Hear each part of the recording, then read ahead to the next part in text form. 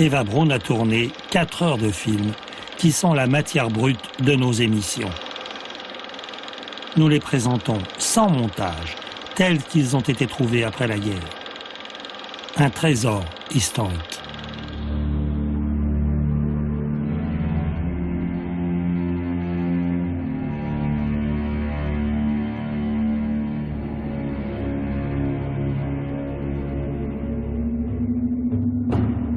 Le général SS Sepp Dietrich est assis à côté de Gretel Braun.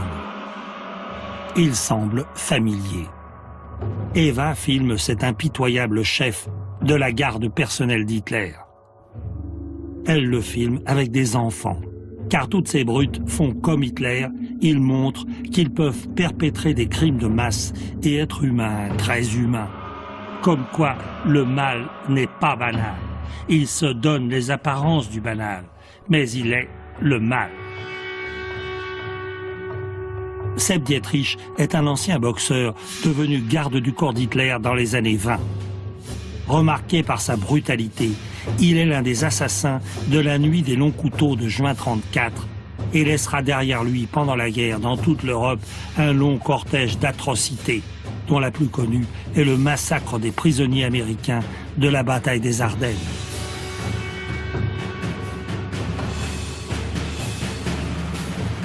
Eva Braun filme Hitler avec Sepp Dietrich car elle participe, elle aussi, à l'effort de propagande du Reich. Elle les filme donc en contre-plongée, comme le lui ont enseigné Goebbels et ses caméramens de la Propagandastafel. Eva ne doute pas que ces images feront le tour du monde après la victoire. Pour elle, Sepp Dietrich est auprès d'Hitler un personnage capital. Alors à la fois, c'est un des créateurs de la SS avec Himmler, un des tout principaux lieutenants d'Himmler au début, pour le développement du mouvement SS, et puis en même temps, il va se prendre de passion pour la chose militaire, et il va devenir, semble-t-il, un officier, un général, tout à fait capable, au moment de l'offensive des Ardennes et de ces choses-là. Et c'est peut-être un des éléments qui explique qu'il s'en sorte pas trop mal après la guerre. Il est plus vu comme un chef militaire que comme un SS. Il s'oppose à Hitler dans les derniers jours, ce qui lui vaudra la vie sauve à son procès.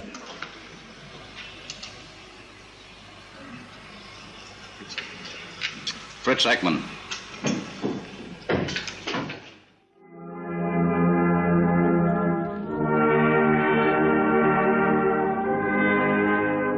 À ses obsèques, en 1966, 6000 anciens SS viendront le saluer au son de Ich hab einen Kameraden, l'hymne aux morts de l'armée allemande. Pendant la guerre, le maréchal von Rundstedt avait dit de lui « Il est correct, mais c'est un crétin ». Malaparte écrit dans Caput. Une froide cruauté s'était peinte sur le visage de l'Obergruppenführer Dietrich quand je lui avais raconté que les prisonniers soviétiques mangeaient les cadavres de leurs camarades. Dietrich s'était mis à rire. J'avais été extraordinairement attiré par son visage pâle, la froideur incroyable de ses yeux, sa petite bouche de poisson. Dietrich s'était mis à rire et il avait demandé: il mangeait de bon appétit? Malaparte écrit encore dans Caput.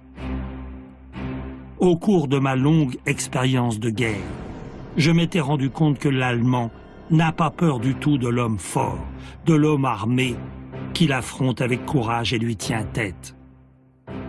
L'Allemand a peur des êtres désarmés, des faibles, des malades.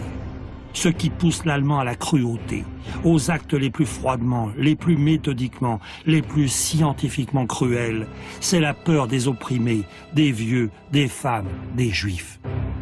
Bien qu'il s'efforce de cacher cette peur mystérieuse, il est fatalement amené à en parler. à table en particulier, où la chaleur du vin et des aliments et le besoin inconscient de se prouver à lui-même qu'il n'a pas peur, poussent l'Allemand à se découvrir, à s'abandonner, à parler d'exécution, de massacre, avec une satisfaction morbide qui révèle non seulement la rancœur, la jalousie, la haine, mais une pitoyable fureur d'abjection. La mystérieuse noblesse des opprimés, des malades, des faibles, des gens désarmés, des vieillards, des femmes, des enfants, l'Allemand la perçoit, la sent, l'envie et la redoute, peut-être plus qu'aucun peuple en Europe. Et il en tire vengeance. Il y a une sorte d'avilissement voulu dans l'arrogance et la brutalité de l'Allemand, un profond besoin d'auto-dénigrement dans son impitoyable cruauté, une fureur d'abjection dans sa peur mystérieuse.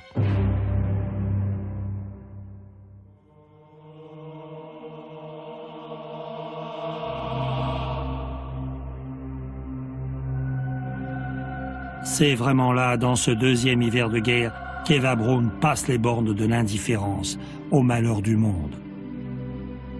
Eva sait bien qu'il y a la guerre, que des millions d'êtres humains souffrent du froid et de la faim. Peut-être ne sait-elle pas qu'en Pologne, les Einsatzgruppen massacrent les familles juives et que les usines à meurtre d'Auschwitz et de Birkenau vont bientôt être pleinement opérationnelles. Mais elle sait qu'il y a la guerre. La guerre, grosse malheur, disent les soldats allemands qui occupent la France.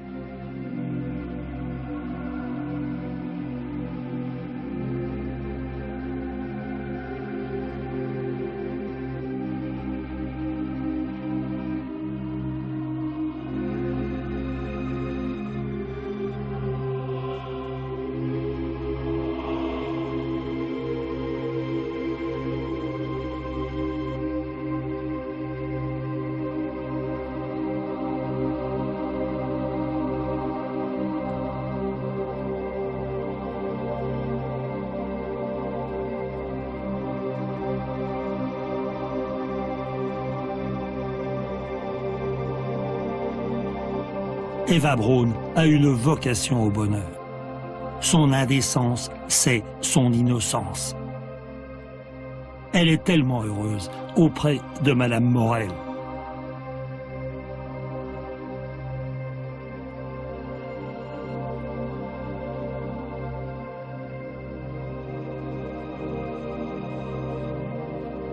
Malaparte continue, toujours dans Caput. J'étais allé, quelques jours plus tôt, dans le ghetto de Varsovie.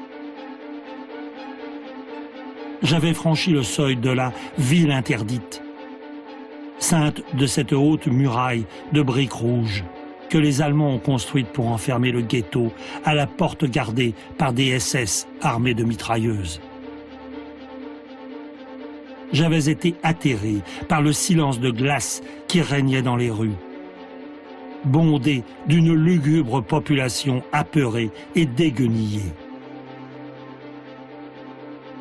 J'avais avec moi un garde noir, un grand jeune homme blond au visage maigre, au regard clair et froid. Il marchait au milieu des Juifs comme un ange du Dieu d'Israël.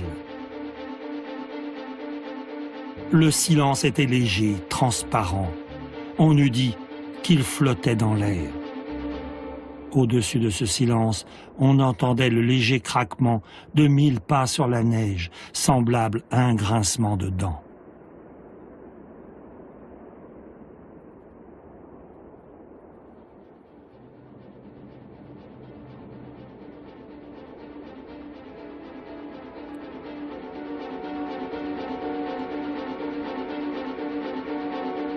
Caput est un mot familier allemand, popularisé pendant la guerre, qui veut dire cassé, fini, démoli.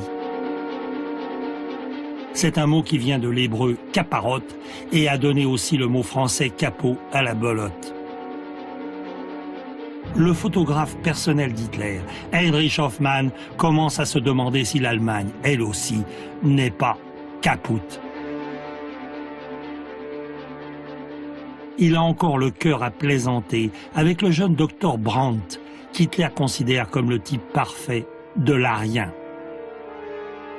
Brandt a soigné le Führer un moment et se retrouve en 1946 dans la prison de Nuremberg pour avoir dirigé le programme d'euthanasie. Condamné à mort et pendu.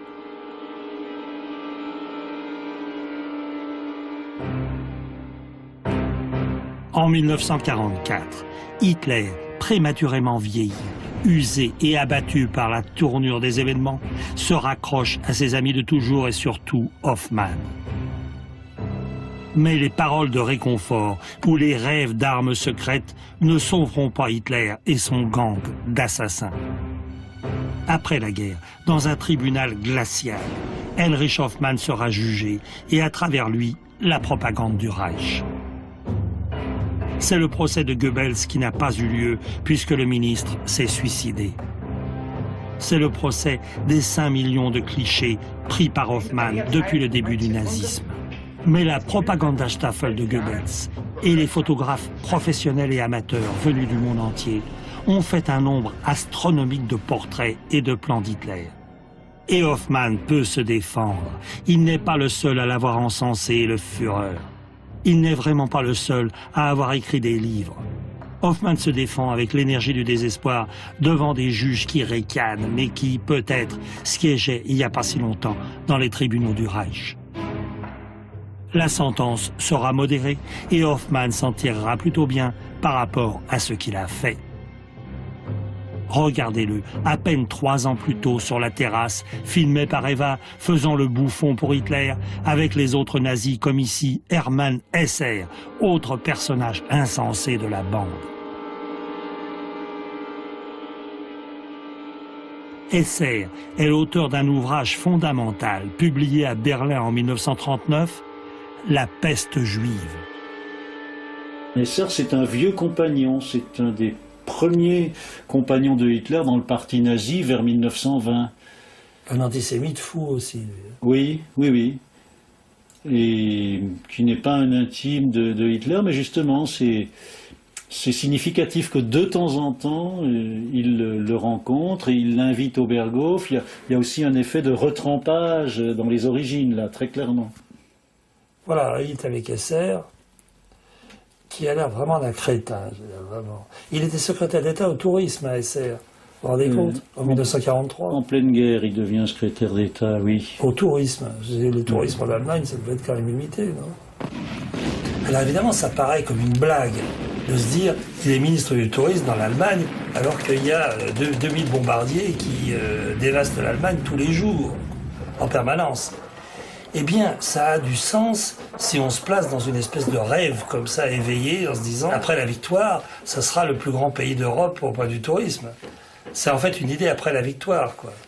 Je rapprocherai ça d'un propos de Hitler à Leni Riefenstahl, quand il la reçoit une dernière fois au Berghof à l'occasion de son mariage, au printemps 1944. Et il lui dit... Certes, nos villes sont bombardées, mais j'ai tout fait photographier pour reconstruire à l'identique.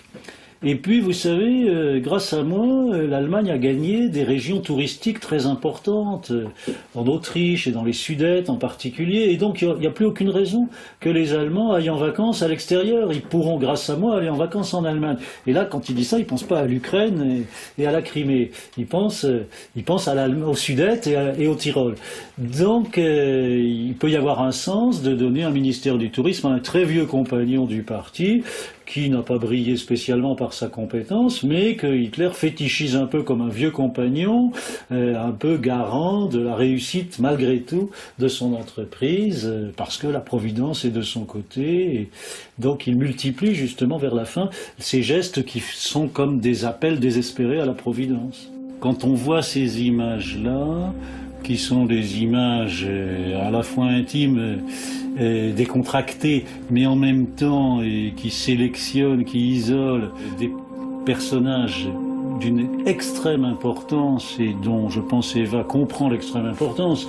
Il y a évidemment le Führer de l'Allemagne, mais il y a aussi Albert Speer qui Eva est bien placée pour s'en rendre compte, l'un de ses principaux collaborateurs. même s'il n'a pas encore le rôle écrasant de ministre de l'armement, c'est-à-dire en gros de toute l'industrie et de toute l'économie allemande, qu'il va occuper de 1942 avec une autorité croissante jusqu'à l'extrême fin du régime. C'est donc un homme extrêmement important, aussi important dès cette époque que Goebbels, par exemple, pour ce qui est de la propagande. Et on le voit d'ailleurs se pavaner, se rengorger, et c'est Eva qui tourne tout ça, ce qui accrédite l'idée qu'elle tourne pour l'avenir et pour la gloire du régime elle-même et pour sa propagande, au moins après la victoire, de même que sans doute ces films ont une fonction de séduction pendant le combat à l'égard du Führer lui-même.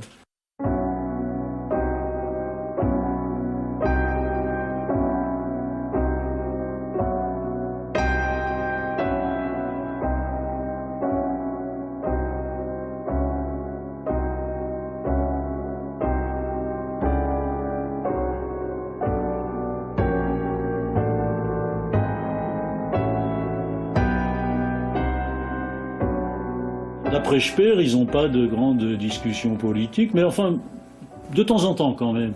De temps en temps, Hitler lui fait des confidences, et puis je rappelle que Speer a quand même sauvé sa tête en dissimulant pas mal de choses, donc on peut penser que dans ses mémoires, en 1969, il en dissimule encore un bon paquet. Et donc, quand il dit que Hitler lui exposait pas souvent ses idées politiques et encore moins militaires, il faut peut-être voir des exceptions. Et lui-même fait une exception, parce qu'en 1936, il reçoit le cardinal Faulhaber, le cardinal archevêque de Munich, et en sortant d'un entretien assez tendu, semble-t-il, de plusieurs heures avec Faulhaber, il dit à Speer: je serai, si je réussis, le plus grand homme de tous les temps, et si j'échoue, je serai le plus maudit de tous les temps. Il a dit une parole comme ça à Speer. Vous savez, nous avons fait un film sur la traque des nazis après la guerre, et on n'est pas encore revenu du fait que Speer n'ait pas été condamné à mort et pendu à Nuremberg. On n'en est pas encore revenu. On trouve ça inimaginable. Il était à peu près 10 fois plus coupable que tous les autres. Et il a cette particularité, c'est qu'il se repent. Il est le seul à se repentir, mais tout en niant le plus grave, c'est-à-dire sa connaissance du génocide des Juifs, et donc sa participation. Le grand architecte du procès, c'est le procureur américain Robert Jackson, et que Jackson a un souci pédagogique dans ce procès. C'est que les nazis soient jugés de manière régulière, qu'on leur fasse un procès régulier où ils aient tout loisir de se défendre et de s'expliquer sur leur conduite, après quoi donc les sanctions seront justes au regard de l'histoire, et si le mot avait existé, Jackson aurait dit: le négationnisme sera impossible.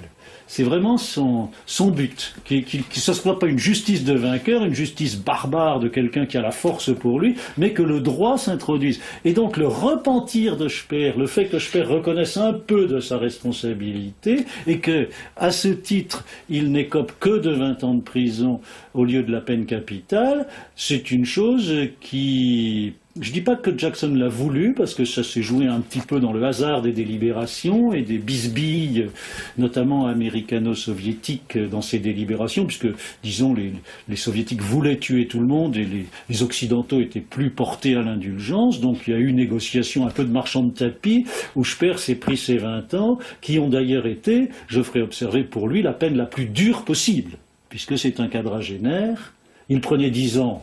Il pouvait rouvrir un cabinet d'architecte à la sortie, il prenait 20 ans et il les faisait jusqu'au bout, il sortait à 60 ans à l'âge de la retraite, et il pouvait difficilement rouvrir son cabinet d'architecte ou reprendre une véritable carrière. Et donc ces 20 ans ont été en fait la punition la plus terrible de toutes.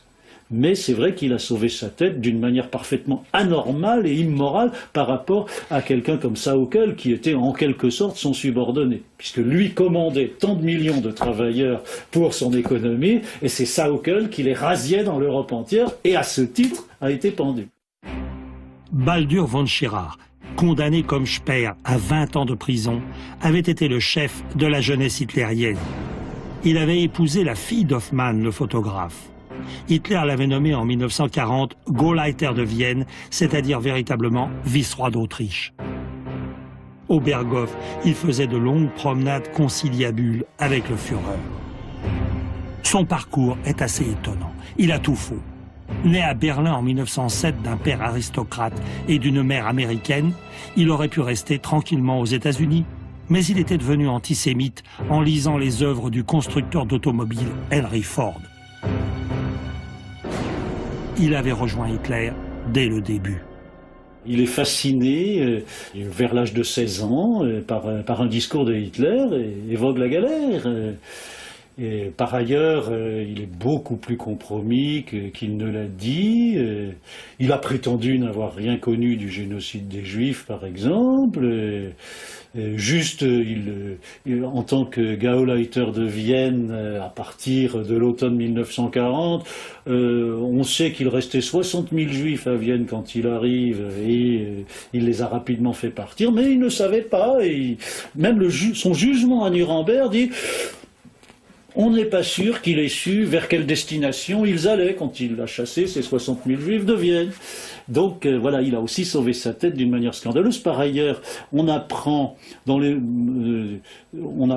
que justement il fréquentait beaucoup moins, le couple Schirach fréquente beaucoup moins le Berghof à partir de fin 1935, et on peut soupçonner qu'il y a un rapport étroit, de même concernant Magda Goebbels et quelques autres, et Angela Raubal, la demi-sœur de Hitler, qui tenait la maison au Berghof, et tout ce monde-là disparaît ou vient beaucoup plus rarement au Berghof à partir de la fin 1935, et ça coïncide assez curieusement avec la montée de l'étoile d'Eva Braun. Et donc ce sont des femmes qui n'ont pas supporté de découvrir que Hitler avait cette maîtresse cachée. Très visiblement, il y a un rapport entre cette constatation et leur éloignement, et donc un comportement de jalousie tout à fait clair.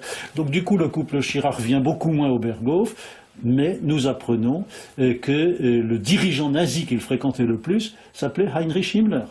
Et il y avait effectivement une passerelle évidente, une autoroute entre la Hitlerjugend et le recrutement du mouvement SS. Eva Braun a filmé sur la terrasse les pires des assassins. Himmler, chef suprême de la SS. Heydrich, chef suprême de la sécurité du Reich. Et un personnage qui pourrait bien être Müller, chef suprême de la Gestapo. Très rarement photographié et encore moins filmé.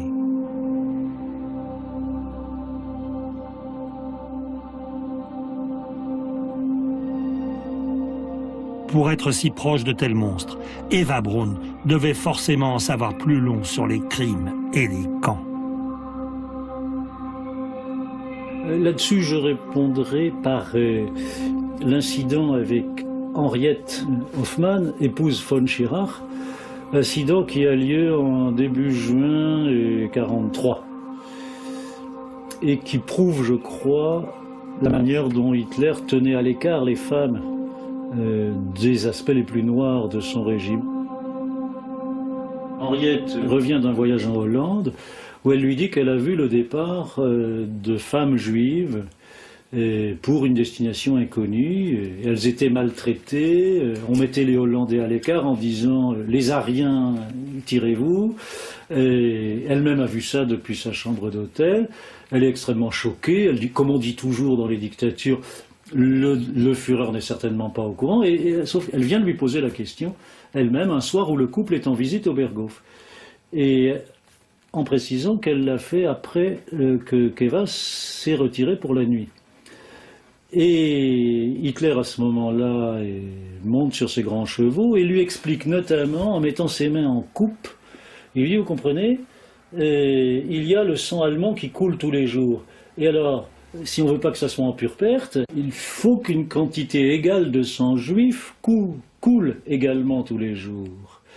Et donc là, il révèle pour la première et unique fois devant quiconque, homme ou femme, le génocide, à notre connaissance. Il en a certainement parlé entre quatre yeux à Himmler et à Heydrich et à quelques autres. Mais c'est la première fois qu'on a un suivant lequel il avoue le génocide des Juifs intégral, des Juifs d'Europe.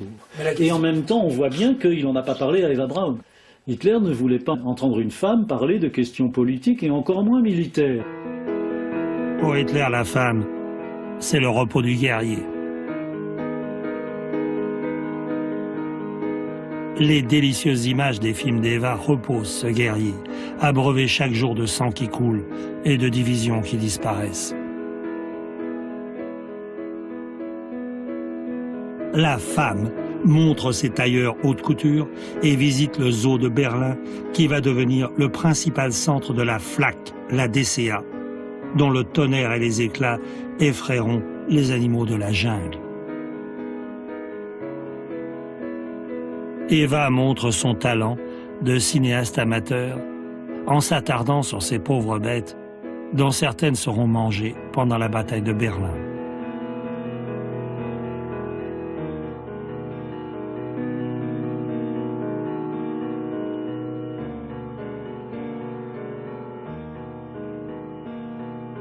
Pendant que les derniers Waffen-SS de la division française Charlemagne se battront contre les Russes.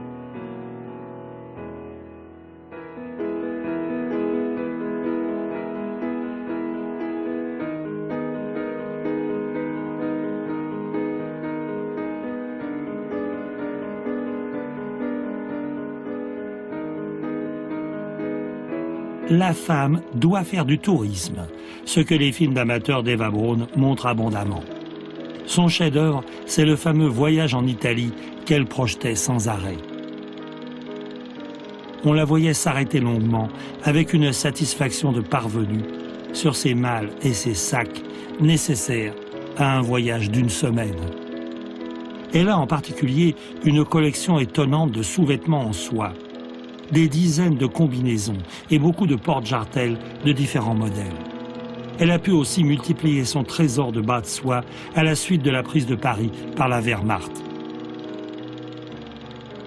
Elle emporte aussi une partie de son énorme cheptel de gants qui ne seront peut-être pas vraiment utiles à Portofino.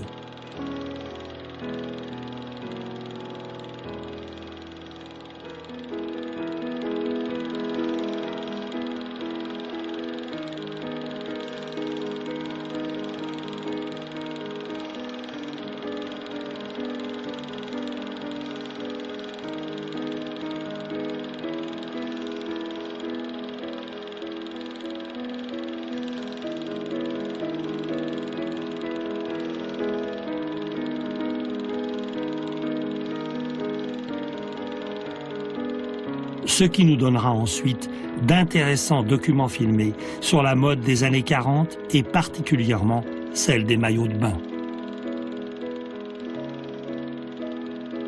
Madame Margaret Speer, Gretel Braun,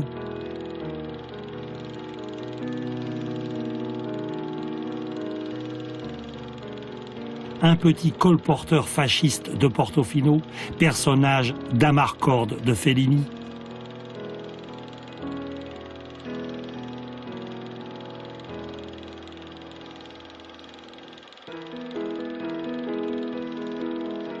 Gretel et sa mère.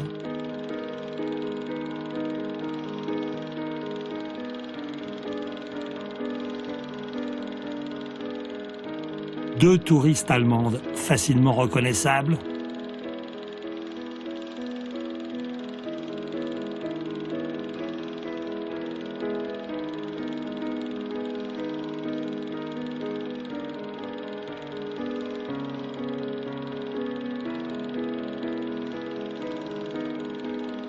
Eva et sa grande amie Marion Schönemann, la seule qui ose tenir tête au Führer.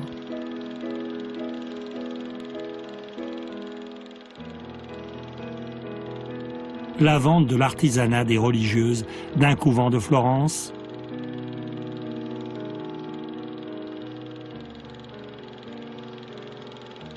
Gretel Braun frémissante au soleil, en attente de Marie. qui viendra bientôt, le général SS Fegelein. Quelques images aussi qui devaient plaire au Führer, du Vésuve en éruption, semblable à sa guerre.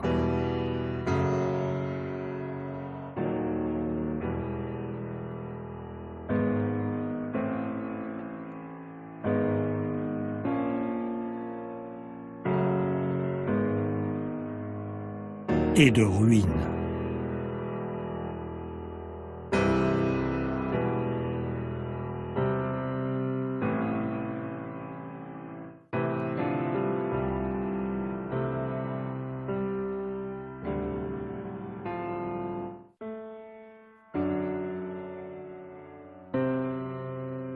Les femmes du Berghof, autour d'Eva, sont bien entendu les épouses des dignitaires et des secrétaires qui suivent le Führer partout, à la chancellerie de Berlin, dans ses quartiers généraux de campagne et ici au Berghof.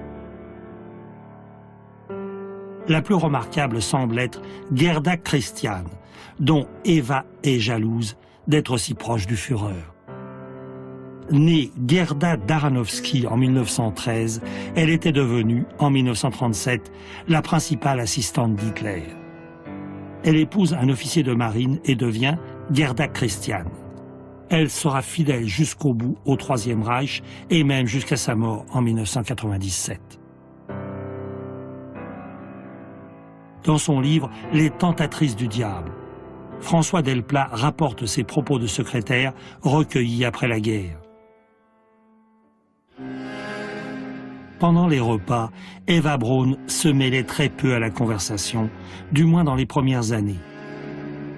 Plus tard, quand elle eut acquis plus d'assurance, elle y prenait part suivant son humeur du moment. Je la voyais s'énerver chaque fois que Hitler continuait à discourir sur un de ses thèmes favoris, au lieu de quitter la table, une fois le repas terminé. Elle manifestait ostensiblement son impatience. Pendant les années de guerre, sûre de l'ascendant qu'elle avait pris sur Hitler, elle osa même lui lancer des regards réprobateurs ou demandait à haute voix l'heure qu'il était. Hitler interrompait alors brusquement son monologue et levait la table en s'excusant de son bavardage.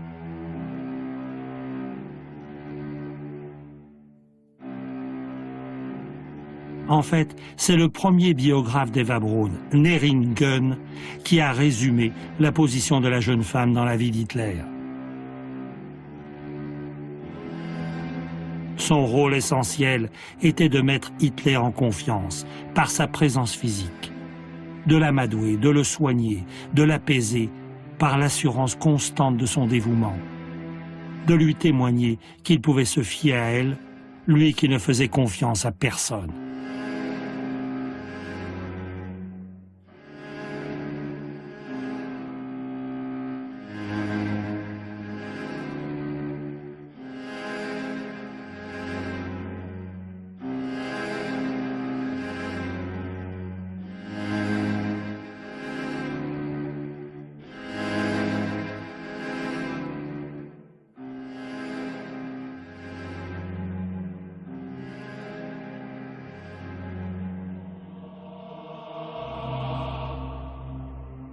L'avant-dernier anniversaire d'Hitler, le 20 avril 1944, est un témoignage assez impressionnant de cette fidélité d'Eva Braun jusqu'à la fin. Elle lui montre les cadeaux qui vont remonter le moral du Führer. Le portrait de sa mère, morte si jeune d'un cancer, après avoir été mal soignée, peut-être par un médecin juif. Et bien d'autres témoignages de la ferveur nazie encore intacte.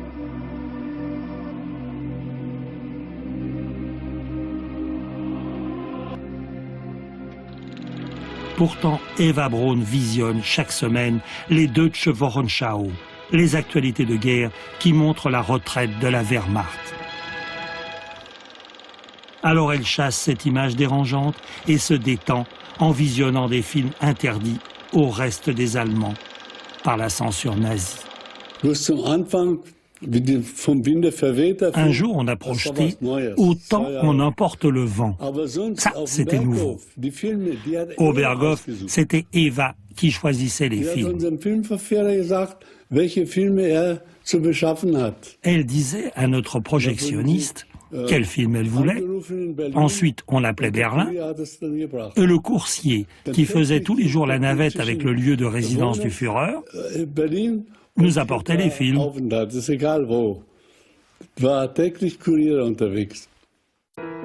Autant en emporte le vent restera le film préféré d'Eva Braun.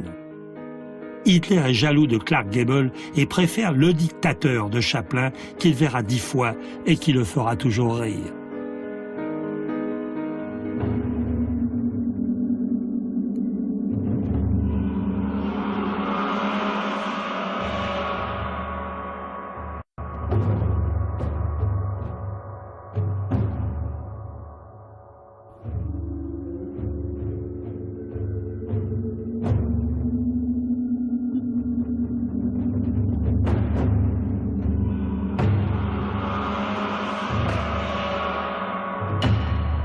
Le monde souffre et a faim.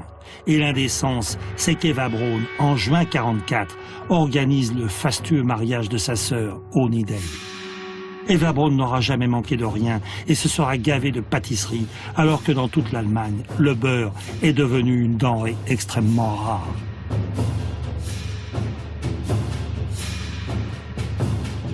Les dieux baffrent quand ils sont à leur crépuscule.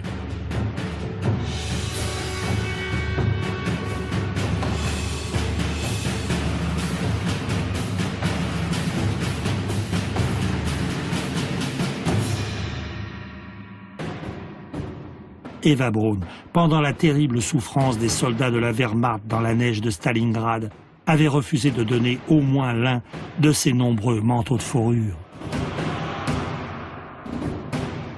Et voilà les parents Braun qui profitent jusqu'au bout. Et voilà le beau-frère d'Eva Braun, le jeune général SS Hermann Fegelein, ancien des Einsatzgruppen, les commandos d'extermination des Juifs de l'Est.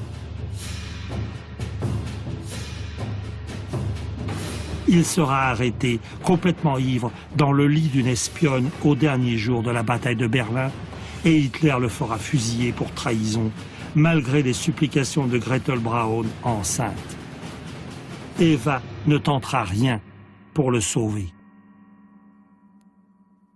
La fille de Gretel et de Fegelein sera prénommée Eva.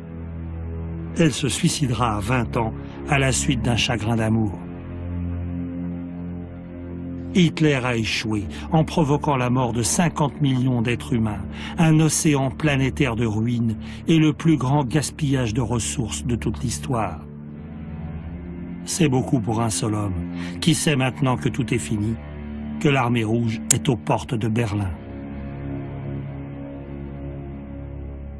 À quel moment, à votre avis, il a achevé de croire à une quelconque victoire ? Ou est-ce qu'il y a toujours cru? Je sais pas. Je pense qu'il s'est toujours efforcé d'y croire, avec quand même un élément rationnel, qui était la rupture Est-Ouest. À partir du moment où il y aurait une rupture Est-Ouest, où tout d'un coup les Anglais, et surtout les Américains, commenceraient à trouver Staline dans sa puissance grandissante, plus dangereux que Hitler dans sa puissance déclinante, à ce moment-là, il y aurait moyen de s'entendre avec les alliés de l'Ouest pour sauver le territoire allemand du bolchevisme. Et dans ces conditions, le régime nazi survivait, soit directement et entièrement sous la conduite de Hitler, soit peut-être sous celle de Himmler et de Göring, en faisant semblant d'organiser une trahison et une bisbille entre eux, si les Alliés ne pouvaient vraiment pas supporter de traiter avec Hitler. C'est ce qu'il a fait à la fin. C'est ce que, semble-t-il, il essaye de faire à la fin. Mais en fait, c'est une méconnaissance totale de ce qui se passe dans la tête des Alliés. Churchill est très clair dans sa tête et dans ses actes. On liquide Hitler d'abord. Staline, on voit plus tard. Tout en essayant de limiter d'ores et déjà ses gains par la négociation à Téhéran, à Yalta. Mais il n'est absolument pas question de se retourner contre Staline avant d'en avoir fini avec Hitler. Comment elle a vécu ça, Eva Braun, à votre avis? Qu'est-ce qu'on en sait de ce qu'elle a vécu, de cette chute Il y a quelques lettres d'elle, notamment à sa sœur Ilse, qui a dû quitter son appartement de Breslau devant l'arrivée des soviétiques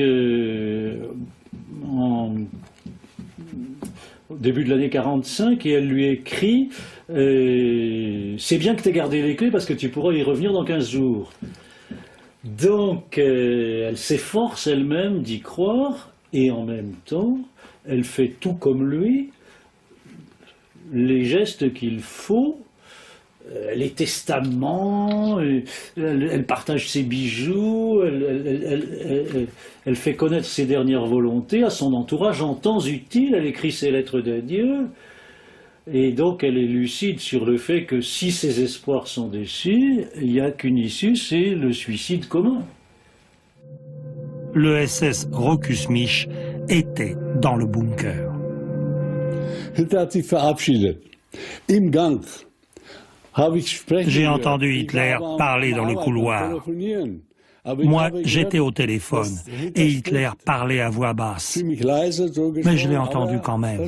Oui, c'était Hitler. Quand j'ai raccroché, je suis allé voir et j'ai eu juste le temps de voir Hitler quitter le couloir.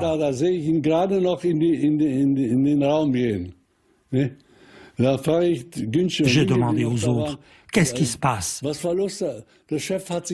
Ils m'ont dit, le Führer vient de faire ses adieux. Moi j'ai dit, ah bon? Et puis ça a été le silence total. Personne n'osait dire un mot. Le mariage intervient, pourquoi? Pour une sorte d'ultime faveur, enfin, d'ultime récompense. On ne peut pas savoir s'il a été promis par Hitler à un moment ou à un autre, mais c'est assez vraisemblable qu'il lui ait dit « je t'épouserai après la victoire ». C'est assez vraisemblable.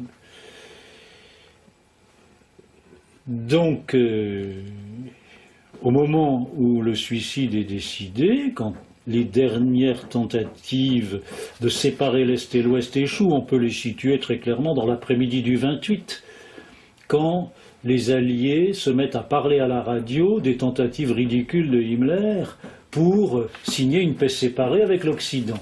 Ça, c'est annoncé sur une radio alliée, et Hitler reçoit la dépêche des mains, semble-t-il, de Rokusmisch en plein après-midi du 28 avril. Et donc à ce moment-là, il pâlit, il rougit, il manque de s'évanouir. Anna Reitsch également est témoin de ce moment et le raconte à peu près dans les mêmes termes. Et on peut penser que c'est l'une des raisons de la pâleur de Hitler, c'est qu'il comprend qu'il ne va plus vivre que pendant 2 jours, et que c'est son suicide qui est là, obligatoire. Parce que finalement, le suicide prend le sens d'une ultime tentative pour dire aux Américains « Vous voyez que vous pouvez traiter avec Himmler, puisque je disparais, je quitte la scène, donc maintenant la scène est libre, et vous pouvez traiter avec des nazis raisonnables, qui cultivent des sentiments pro-occidentaux depuis des années, qui le disent à vos diplomates en Suède, en Suisse. » Donc c'est Himmler et c'est Göring. Et je les couche sur mon testament en disant que je les aime plus, que c'est des traîtres. Donc vous pouvez y aller. Vous pouvez faire ami avec eux. Et à ce moment-là, dans le même temps où j'écris ce testament, qui les déchoit de toute idée d'être mes héritiers, j'épouse Eva Braun et je fais fusiller celui qui, par du même coup, devient mon beau-frère, c'est-à-dire Hermann Fegelein, qui n'est autre que le correspondant de Himmler dans le bunker. Comme preuve que je suis bien fâché avec Himmler, je vais jusqu'à fusiller un bonhomme dont je fais quelques heures après mon beau-frère à titre posthume. Ça vous prouve bien que je suis fâché avec Himmler, non? Bon, c'est une interprétation possible du mariage. Est-ce que c'est le ressort principal de la décision? On ne le saura jamais. Mais bon, c'est un aspect, de toute façon, avec Hitler, pratiquement toutes ses décisions ont des aspects comme ça multiformes et multifacettes. Il n'y a eu aucun bruit. On a attendu. Ça a duré longtemps. Personne n'osait parler. Hat lange gedauert, Tout le monde avait peur. bis dann einer rief, Quelqu'un a crié Linge, « Linge, Je crois que ça y est ». ich glaube, es ist soweit. 30 avril 1945. Les chars russes sont à quelques mètres du bunker de la chancellerie. À 15h30, Hitler et Eva Braun se donnent la mort. Da ging die Tür auf und da habe ich gesehen, Et puis, Hitler la porte am- s'ouvre am- den Tisch et j'ai vu eingelegt, Hitler den Kopf avec auf la den tête Tisch. sur la table. Der saß so und Eva mit angezogenen Knien Et j'ai vu zu Hitlers Kopf. Eva Jetzt Braun weiß ich, hat Hitler avec auf- la tête sur auf les dem genoux Sofa d'Hitler. gesessen, am Rand oder im Sessel, C'est une das image weiß ich nicht. que je n'oublierai jamais. Jedenfalls, das war zusammen, das Bild, das werde ich nicht vergessen, niemals. Il y a un testament politique et un testament privé. Le testament privé disant d'ailleurs grand bien d'Eva Braun, tout en révélant son existence au peuple allemand. Le plus fidèle paladin à ses côtés, c'est Goebbels, avec son suicide familial à grand spectacle. Tout ça a quand même l'air de vouloir dire que le nazisme renaîtra de ses cendres et de lui donner un sens le plus héroïque possible pour qu'un jour de nouveau Hitler ou un nouvel Hitler reprenne le flambeau de Parsifal, le flambeau de cet être solitaire qui revient sauver l'Allemagne. Vous pensez que ça arrivera? Moi, là, je pense qu'il se fourre le doigt dans l'œil et que, heureusement, tout ce qui s'est passé depuis montre qu'il s'est fourré le doigt dans l'œil. Mais justement, grâce à des événements quand même pas fatals, sinon improbables, comme le procès de Nuremberg. C'est très important qu'il y ait eu le procès de Nuremberg pour éviter ce scénario, par exemple. Alors là, évidemment, ce ne sont plus les films d'Eva Braun que nous voyons maintenant, mais l'arrivée des troupes américaines et françaises de la 2e division blindée du général Leclerc au Berghof le 4 mai 1945.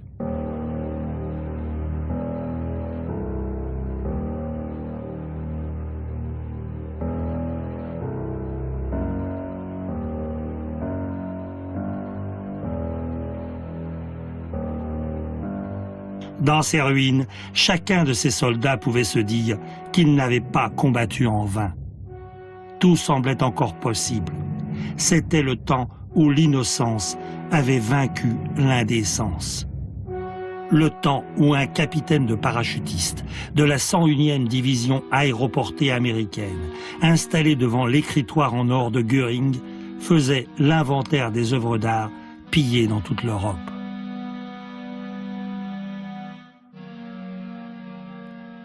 Le mal se donne-t-il les apparences de la banalité, comme le dit Hannah Arendt?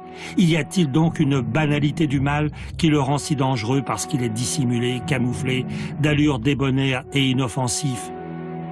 Non, répond Norman Mailer dans son dernier livre sur l'enfance d'Hitler. Le mal est le mal. Il pille, il tue, il détruit. Il a pris le visage hideux du nazisme. Il en a pris d'autres et il peut encore en prendre d'autres.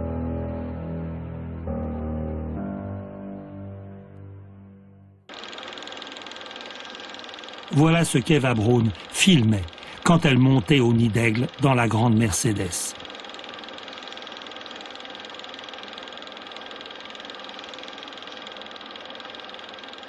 Eva Braun est morte depuis longtemps.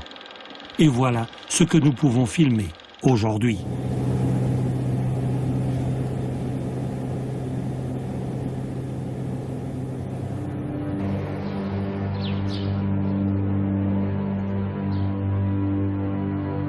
Le nid d'aigle a été vendu par l'État de Bavière à un restaurateur.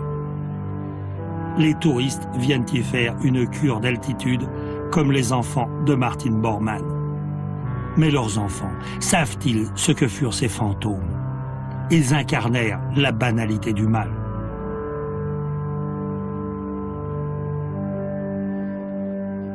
Un mal qui s'oublie et qui revient toujours. Partout. L'histoire de l'humanité est une histoire de meurtre. Je pense que c'est un luxe de penser que le meurtre, on pourrait en finir avec cette idée de meurtre. Je pense que c'est la philosophie des Lumières, c'est le XVIIIe siècle. Et donc, à l'échelle de l'histoire, c'est avant-hier. Hein, sinon, le meurtre est légitime, simplement. À l'intérieur d'une société, il y a des lois disant tu ne tueras pas. Mais, Sauf en guerre. Mais dans l'affrontement des sociétés, évidemment, le meurtre est tout à fait légitime et nécessaire, et c'est un devoir.